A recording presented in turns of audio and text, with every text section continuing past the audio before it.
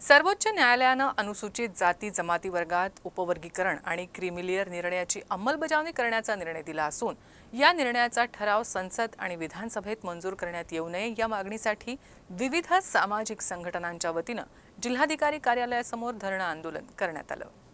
सर्वोच्च न्यायालय यांच्या 7 न्यायमूर्तीच्या खंडपीठानं 1 ऑगस्ट 2024 रोजी अनुसूचित जमाती वर्गात उपवर्गीकरण आणि क्रीमिलेअर लागू करण्याबाबतच्या निर्णयामुळे अनुसूचित जाती जमाती वर्गात प्रचंड रोष निर्माण झालाय। त्यामुळे या निर्णयाचा विरोध करण्यासाठी सर्व समाज संघटनेच्या वतीनं जिल्हाधिकारी कार्यालयासमोर धरणं आंदोलन करून जिल्हाधिकाऱ्यांना निवेदन देण्यात आलंय। या आंदोलनात बहुजन अधिकारी कर्मचारी संघ, जिल्हा कॉस्ट्राईब कर्मचारी महासंघ, doctor Babasaheb Ambedkar teachers association, all India आदिवासी एम्प्लॉईज फेडरेशन, बहुजन एम्प्लॉईज फेडरेशन, फुले शाहू आंबेडकर विद्वत सभा, महानगरपालिका, नगरपालिका, नगरपंचायत कर्मचारी आणि सेवानिवृत्त कर्मचारी कंत्राटी संघटना,